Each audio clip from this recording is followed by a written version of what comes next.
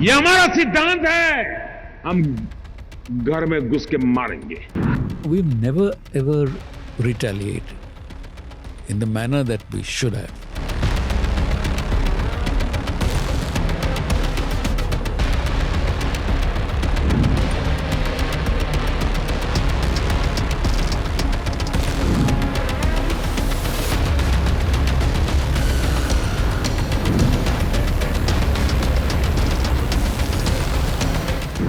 How important are black ops, and especially with an India-Pakistan kind of relationship? If the other side is going to work on you with terrorism and stuff like that, then you've got to have black ops.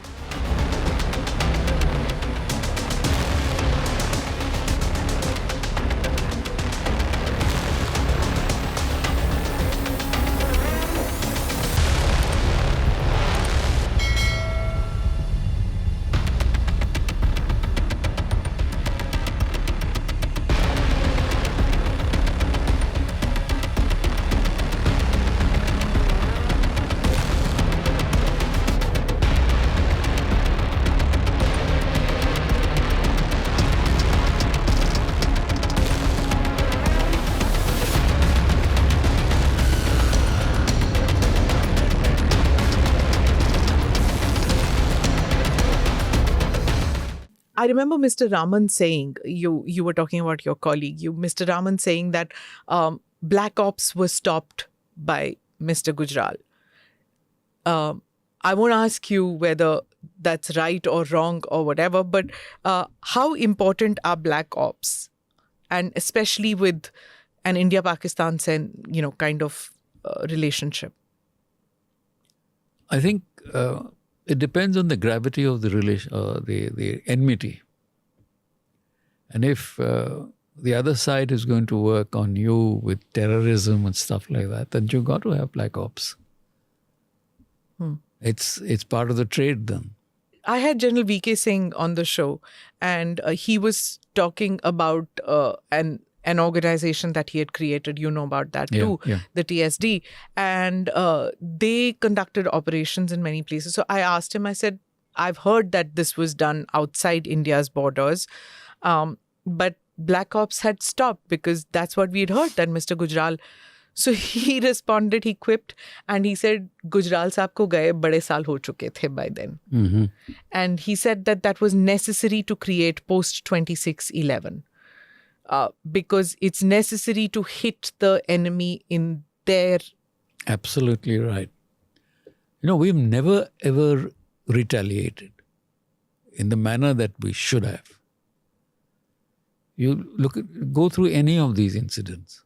93, we had the Bombay bomb blast. What did we do? And we had those horrible incidents in Kashmir where the Kashmiri Hindu Pandits had to flee. We had the kidnapping of Mehbooba's sister. Huh. We had the killing of the Air Force squadron leader. What did we do in return? We later described Yasin Malik as a moderate. So if you're going to treat them like this, 2006 Bombay bomb blasts, train blasts, serial bombing, we did nothing. 2008, that horror of Mumbai, we did nothing. We declared Pakistan as a victim of terrorism.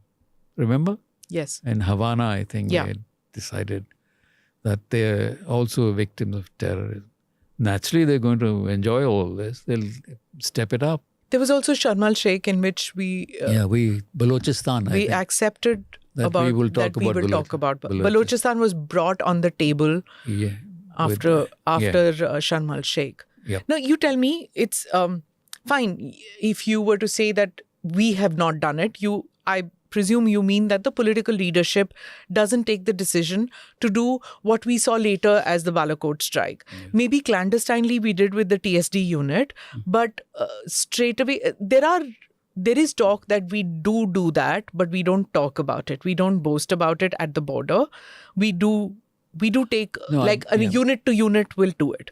If a unit in Kashmir at the LOC, there has been a bombing or skirmish, 2 men gone here, sure enough there will be an attack because it has to be avenged. Yeah. Those kind of things happen. It never makes it to the papers.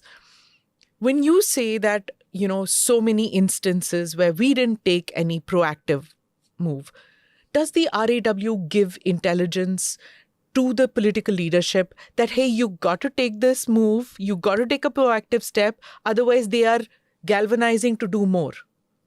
On occasions, yes.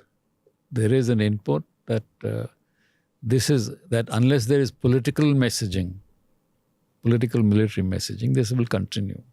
So we don't do it every time it happens, but there are assessments made and saying that this has to be done because the message must reach those who take decisions there.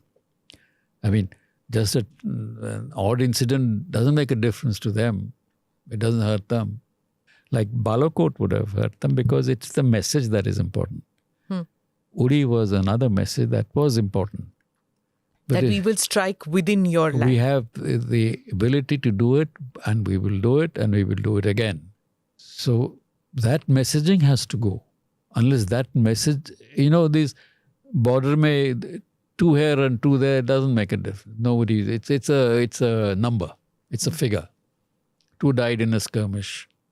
Baat khatam ho gayi. But the political visible message is what has to be sent. Click here to watch the full episode.